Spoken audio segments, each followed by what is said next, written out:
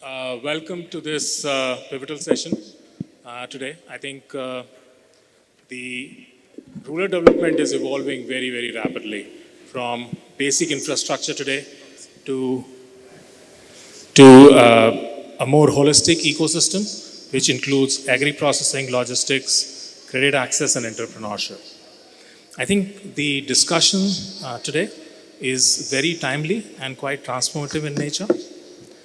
As we, and as in India, we try and invest in rural infrastructure and backbone, we need to build, innovative financing models and collaborative frameworks to be able to support that. I have a distinguished panel with me today. I'm joined by Dr. Ajay Kumar Sood, DMD for NABARD. His work has been instrumental in shaping rural credit. I have Dr. Sapna Poti, who's the Director for Strategic Alliances at the Office of Principal Scientific Advisor to the Government of India. Brings a very unique perspective on technology-led rural transformation. Welcome. Ms. Ajaita Shah, Founder and CEO of Frontier Markets and a creator of She Leads movement. She's been a trailblazer in distribution and rural entrepreneurship for women. And finally, Rashmi Nihalani. She's the head of strategy and research at MCX and brings deep insights into rural market dynamics and financial instruments.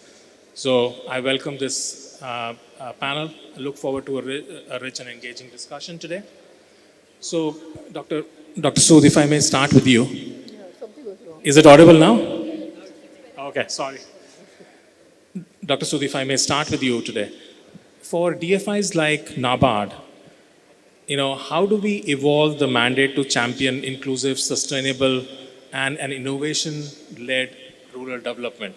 What would your guidance be? First of all, thank you very much for giving me this opportunity. Now when we talk of the Viksit Bharat 2047, then the rural enterprises that are there. So now we need to reimagine the role of the developmental financial institutions. We just cannot be financiers only. We have to change the architecture. We have to become the ecosystem enablers. So I think in that sense, we need to reimagine the role of the DFIs. If you see the credit to GDP ratio, either for agriculture or the whole, it's around 55% or so. And we need to take it further, maybe 65%, 75%. And for that, lot of initiatives are needed. Now, if I talk of my institution, that is NABARD, which is DFI, so we have been doing many initiatives for supporting credit. So credit is not just by giving credit to the people. So there is an ecosystem around that which needs to be improved. Now, if you talk of the rural infrastructure, which is so important for absorbing credit, because credit absorption requires a lot of issues. So we have been supporting the rural infrastructure for the last 3 decades, and we have supported rural roads, irrigation, drinking water, veterinary hospitals, rural hospitals and all this. So we have done around 6 lakh crore of rural infrastructure in the country, which has done around 6 lakh kilometer of roads and so forth and so on, many infrastructure facilities. So what essentially it has done is that it has created a credit absorption capacity. So and now the credit is flowing to those areas which was henceforth not flowing. So that is one area which we have done. And then there are issues which we have tried to address through innovation in our products. For example, earlier we were doing only project mode financing, or the banks are doing project mode financing. But there are sectors, there are areas where program mode financing is required.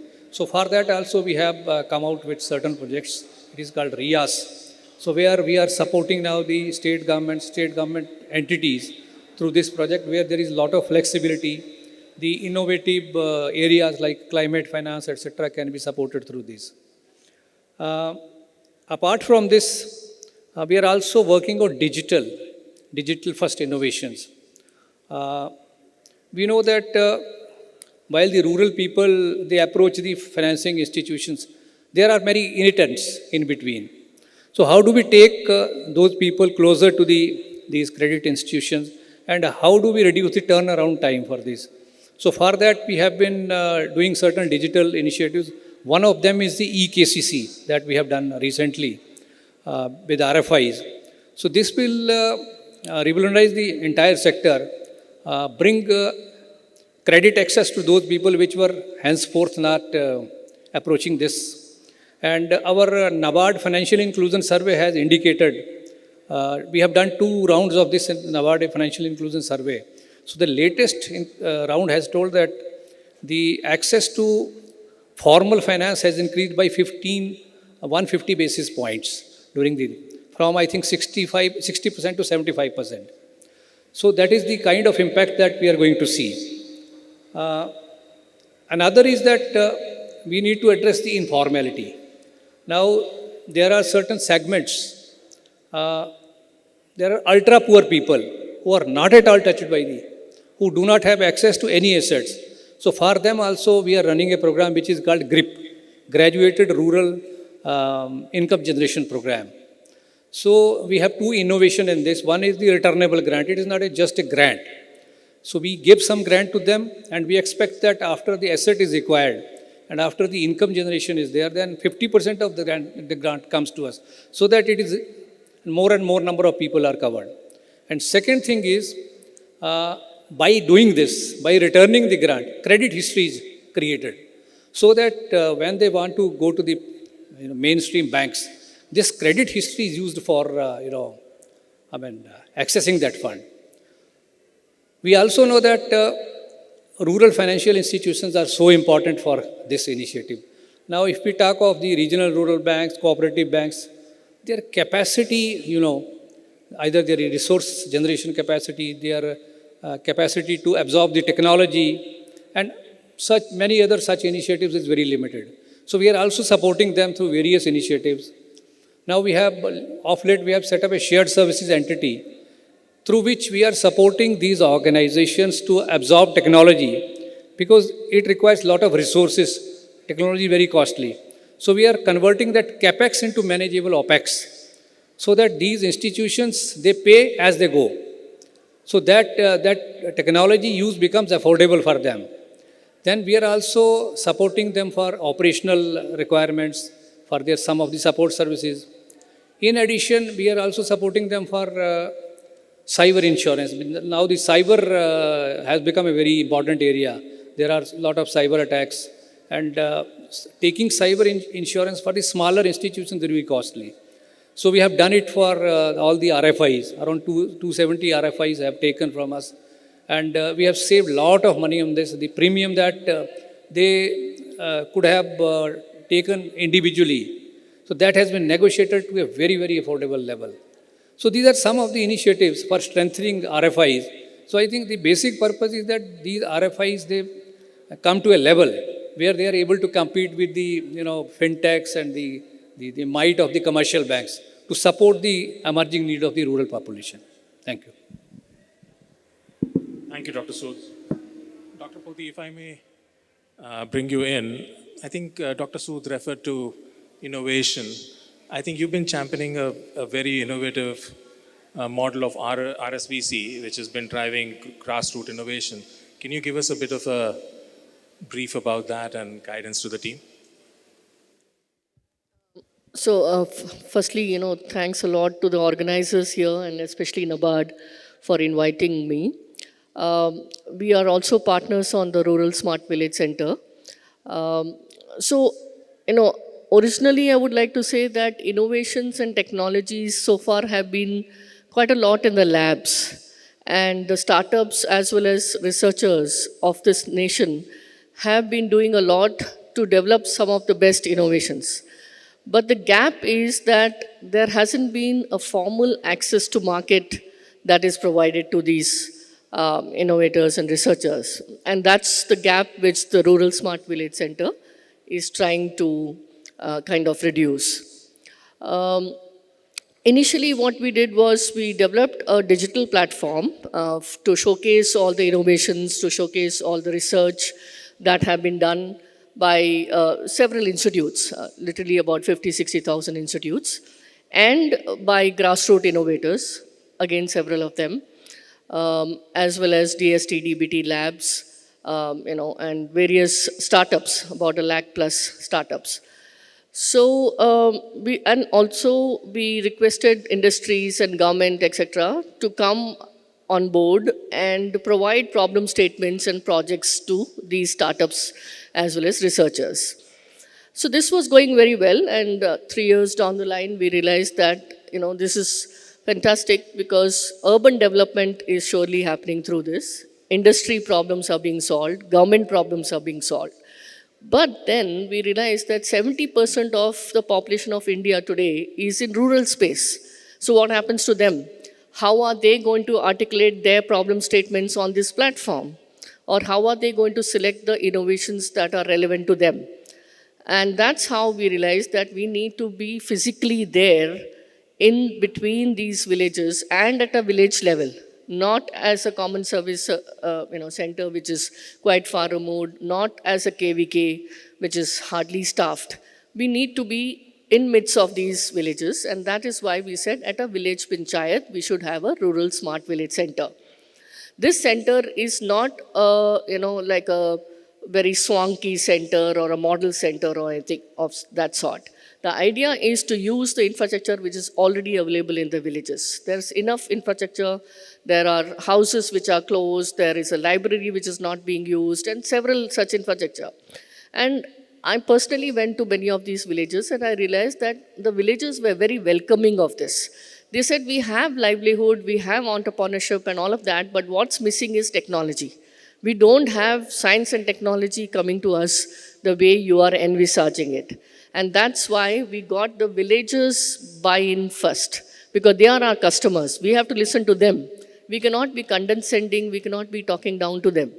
And that's the first step that we took. And then we articulated the different tracks that we require: agriculture, water, sanitation, fintech, education, gamified games for the school children.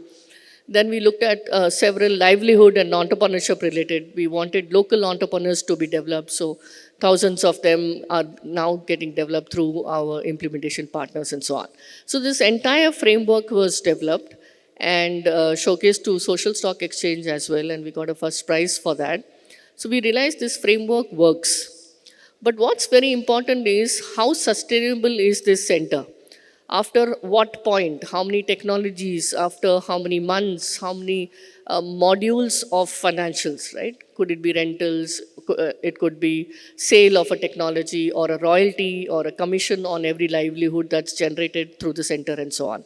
So that is the other piece that we started working on. So while we did all of this, we felt that NABARD would be the best partner for us. And incidentally, we were fortunate enough to meet Mr. Rawat, and he's on our governing council.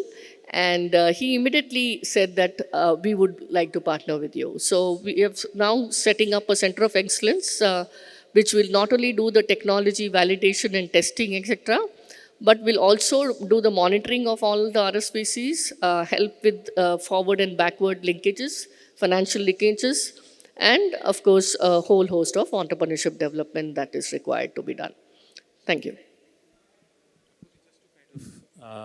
Build on that. I think RSVCs will also become a hub for skilling and driving entrepreneurship. If you could just throw a little bit of light on that, that'll be very helpful as well. Just mentioning that I was with Ministry of Skill Development in the National Skill Development Corporation. In fact, I was the head of monitoring and evaluation.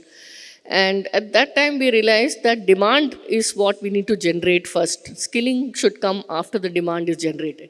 It's not, we are not here for the training providers business. We are not here for entrepreneurship development as a business. We are here to develop the villagers. So that is a little difference, right? So for which demand needs to be generated. And that's how we felt that livelihood, skill development, entrepreneurship development, all of that through the RSVC will be done based on a baseline study.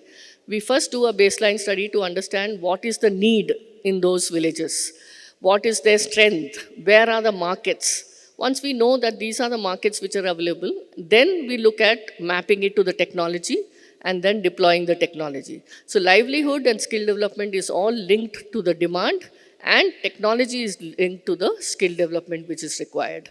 And then finally, of course, the impact is monitored and evaluated. Now with NABARD coming into the picture, we have a better way of monitoring, because they also have foot soldiers on the ground who will in a day be there to check what's happening on the ground.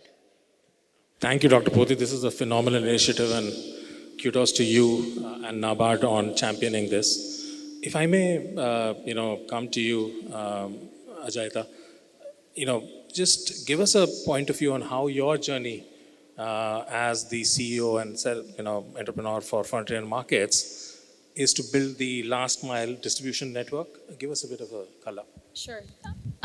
Thank you again for inviting me to this summit. So I will give a perspective of the last mile rural realities in terms of access and where markets can come play. So Frontier Markets has built one of the largest platforms in India that focuses on getting services to rural families where they live. So in the context of everyone sitting here, we know this. 800,000 villages, over 800 million people that are agri families today are still having to walk at least 5 to 7, if not 20 kilometers to get basic services that they need. Whether that's quality agri inputs, whether that's banking services, whether that's access to their own bank account, or whether that's access to general e-commerce. We wanted to solve that by building a platform or a supply chain that connects services to rural people where they live. How we've done that is by investing in technology and investing in women entrepreneurs. So today, by working with the SLRMs of the country, we have been able to help 40,000 rural women entrepreneurs take technology as a platform and become a digital dukaan, who ultimately is providing services across every sector that we can think of to rural last mile families.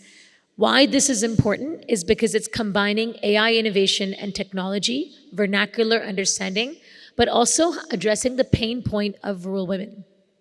15.7 million women today run some sort of a dukaan, whether it's a kirana or a beauty parlor or a CSE or a tailoring shop, or they're making something from their home.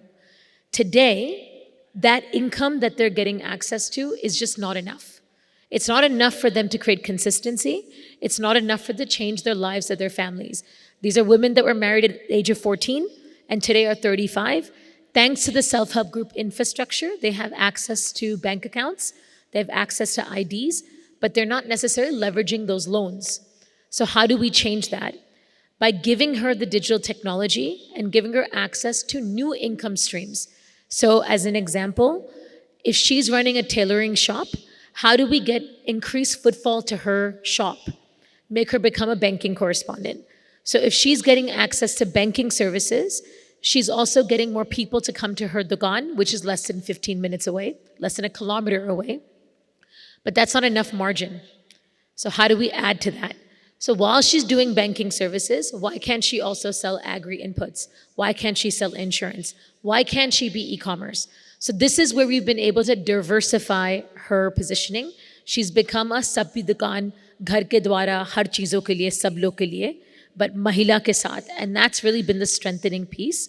And this is where we think that there's an opportunity to then build her credit history, unlock her access to finance, but also show that organizations, whether you're an ag tech, a fintech, a health tech, or any sort of solution, you can leverage her because she's at the center of facilitating services to villagers where they live.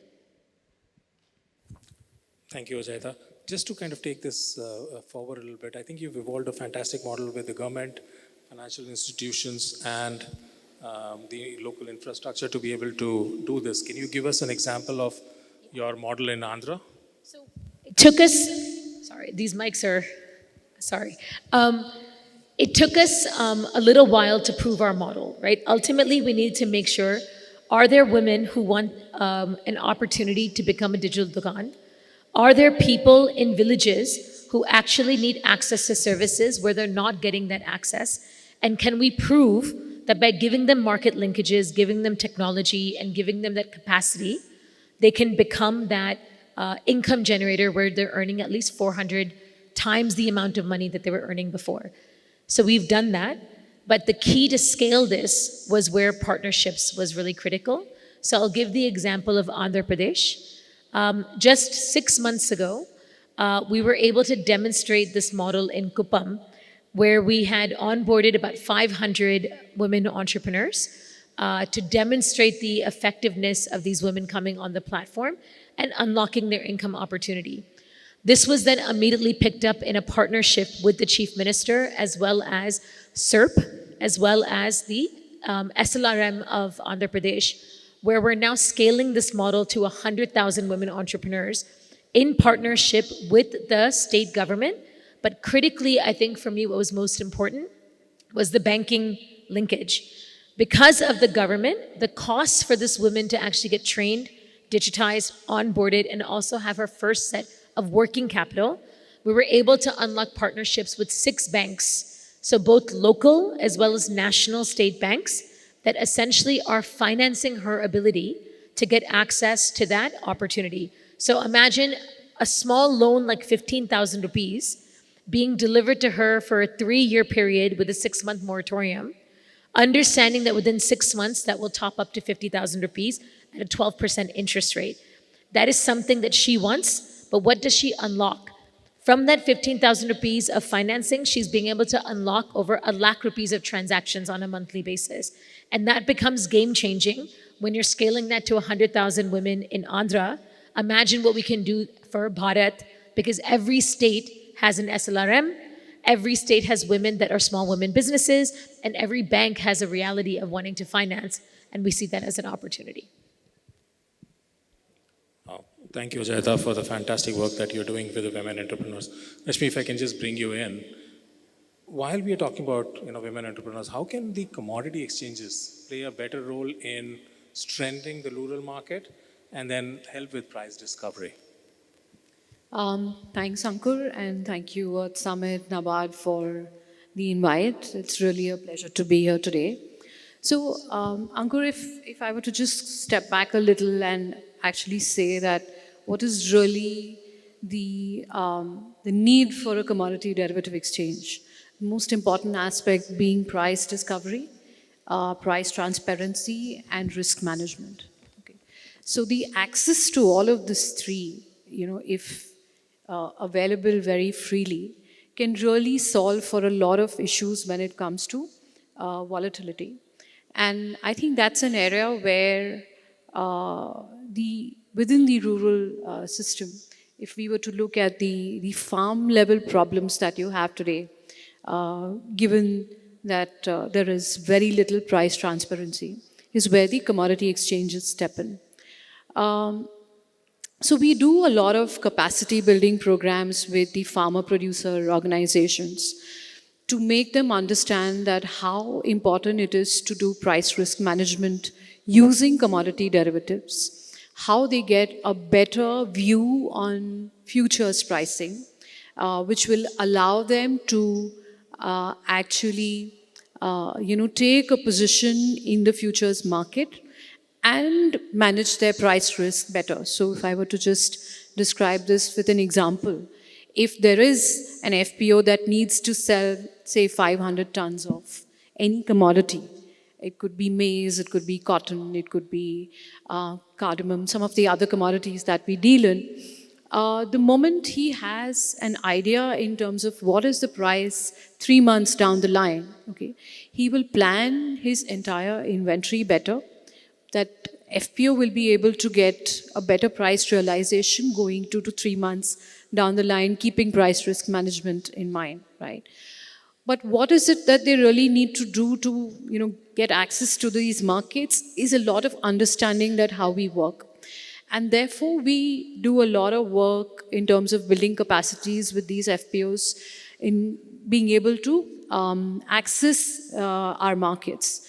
I would also like to add here that, very recently the regulator also has set up deepening of agri-commodity markets kind of a group where a lot of MIIs and, NABARD is also very actively involved in that, where the primary, objective is that how do we make the commodity markets more accessible to FPOs, and of course, also in terms of, how do we help them access better credit, okay, using commodity markets. The other thing that I would also like to add is that because we know that, there are upfront margins involved, the moment you give delivery on an exchange, there are a lot of costs involved from the perspective of warehousing, storage, assaying.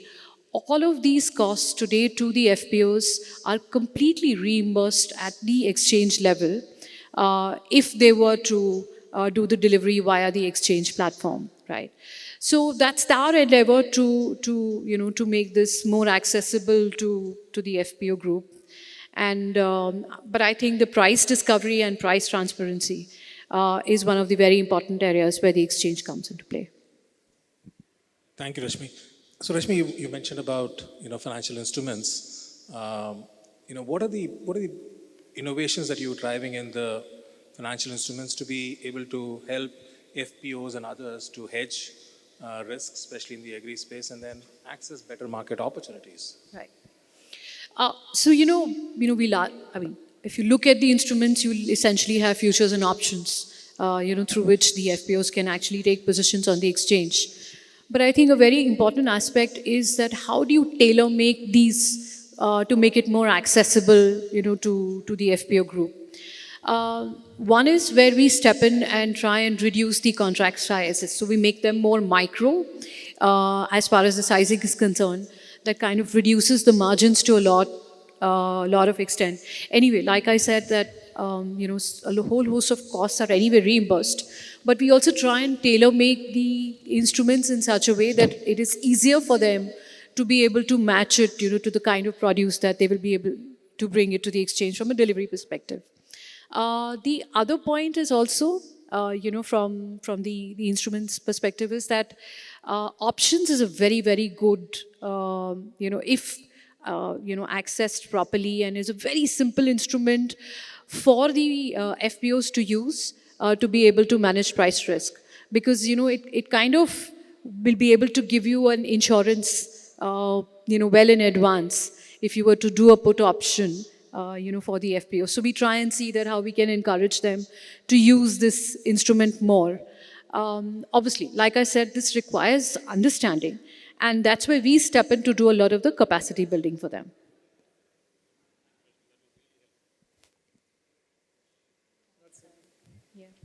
Hello? Okay.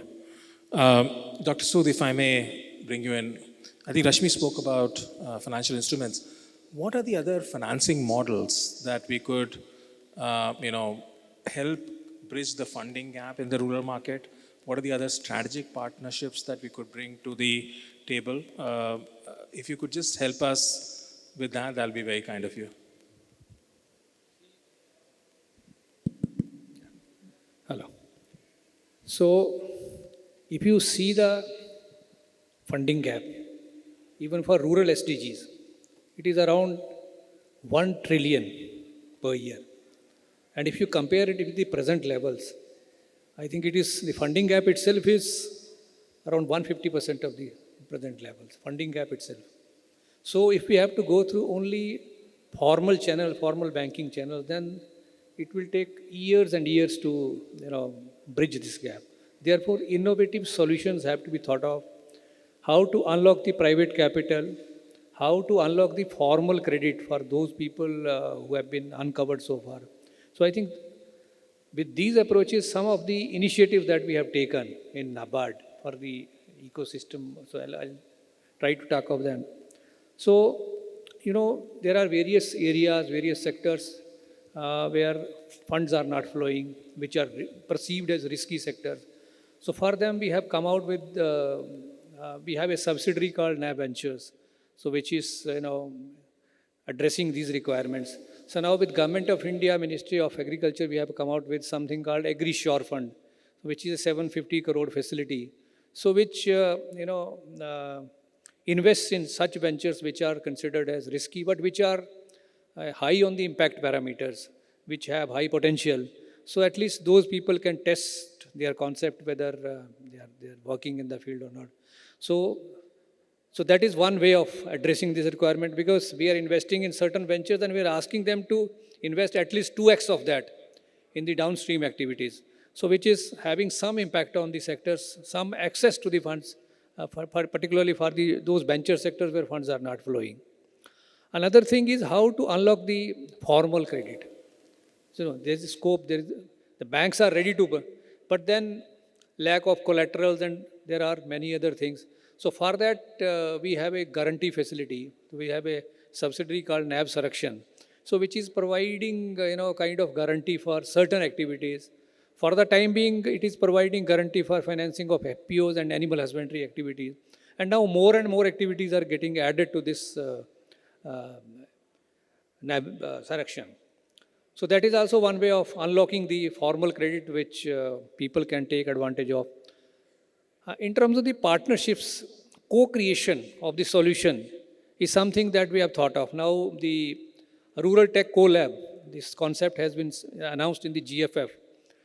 So now various players can come together, like these rural tech or fintech, or there are other companies, other businesses, they can come together and they test their solutions.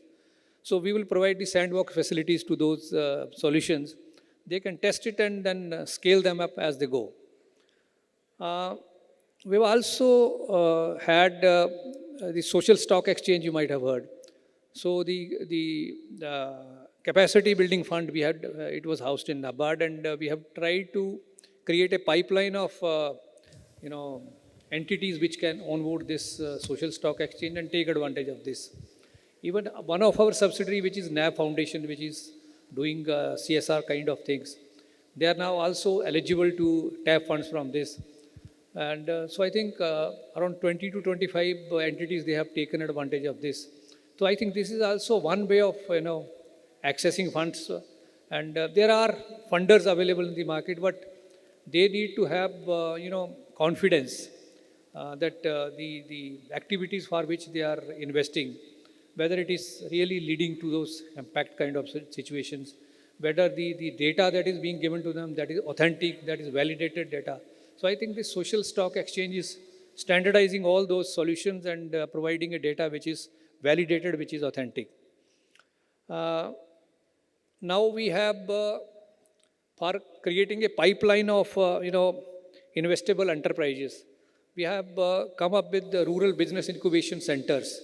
So we have so far 10 rural business incubation centers in agri universities, in IITs.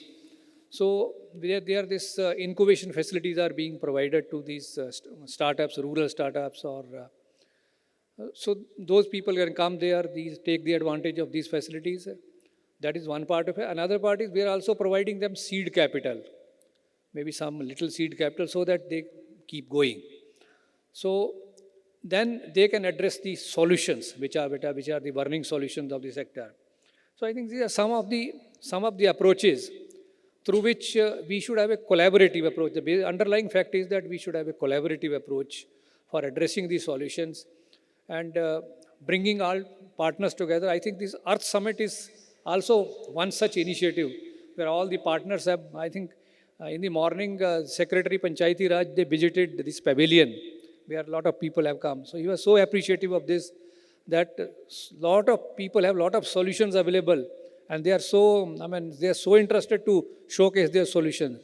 So I think this will provide a kind of platform where people can come together, understand each other, and try to see what is the opportunity available for collaboration. So I think these are some of the initiatives that we are trying to. Thank you. Thank you, Dr. Sood. This is very comprehensive. Thank you for that. Dr. Poti, if I may invite you. Smart village centers concept is phenomenal.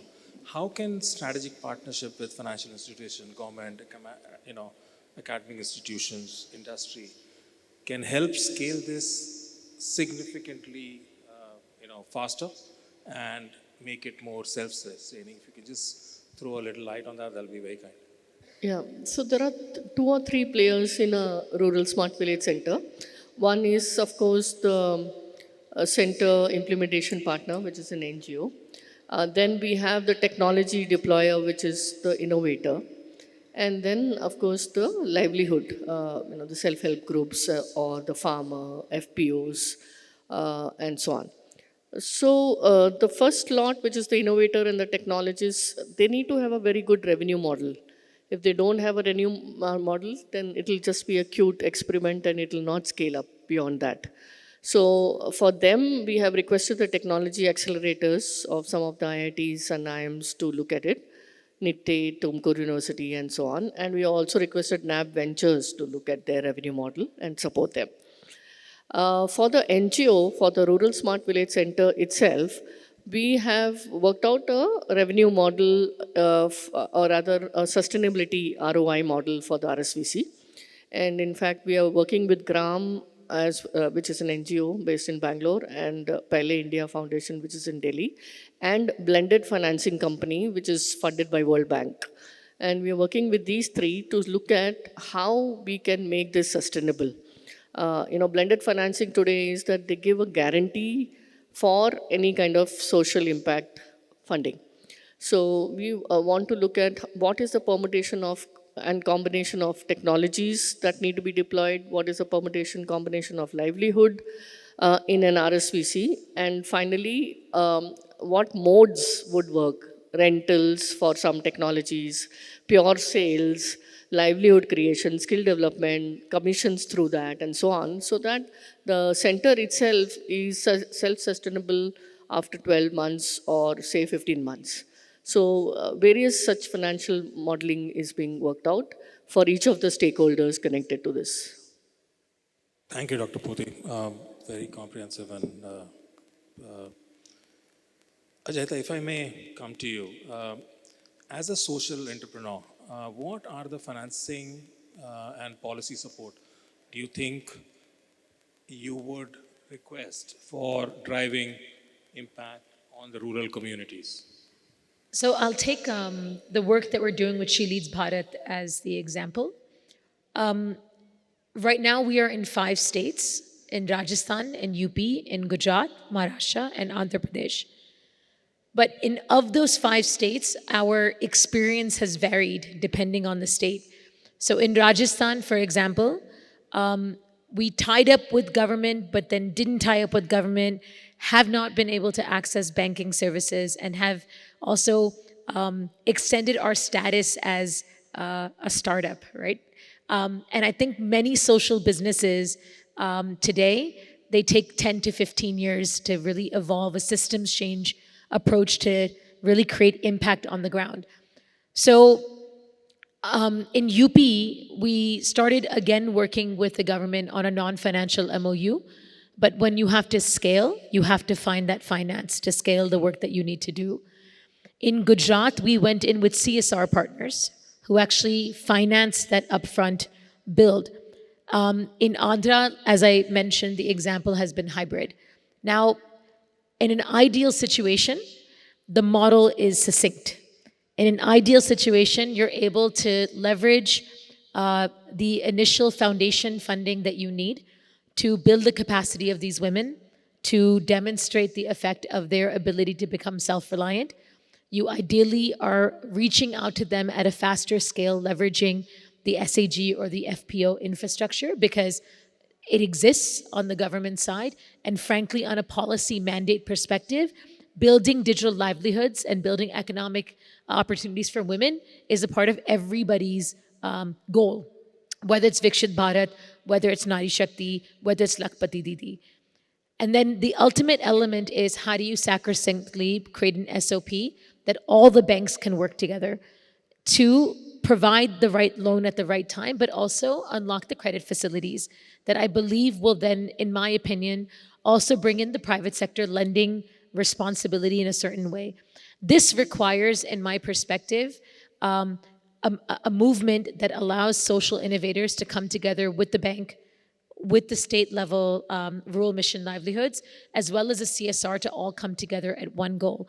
If we today have gotten a mandate to create 100,000 women entrepreneurs in Andhra, I can tell you we can easily create 1 million women entrepreneurs across the country. The key here is how do we take the different states to come together, and how do we get central to make this happen? A couple of months ago, when His Honorable Prime Minister acknowledged our work and we took over the social media handle, we thought that would be the moment to be able to get into national scale. The challenges that we faced, who are the right partners, what are the right schemes, who are the right leaders, how do we get all the right people into the same room to make this thing happen?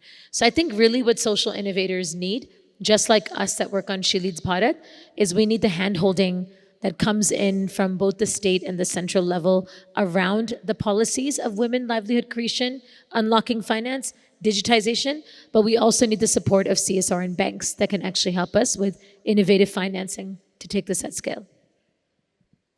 Thank you, Ajaita. Rashmi, if I may, as Ajaita said, 1 million women, maybe 10, 100 million as we scale up. Data analytics, आजकल तो AI का ज़माना है. With data analytics and AI, how can we use these as tools to be able to bring more transparency within the system and stem those leakages, etc.? If you can just give some guidance on that.